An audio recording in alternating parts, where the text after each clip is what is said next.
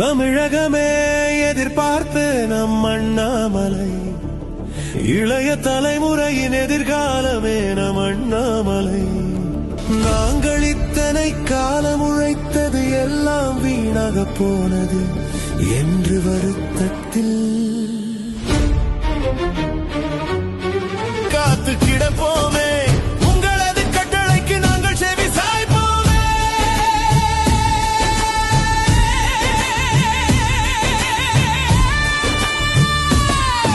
ஓய்வு இல்லாமல் பணி செய்து மக்களோடு பகிர்வோமே.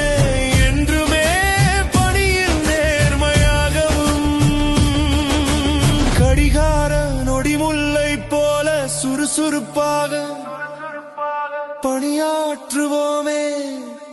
நல்லவர்கள் எல்லோருமே ஒன்று சேர்வோமே. அண்ணாமலைக்கு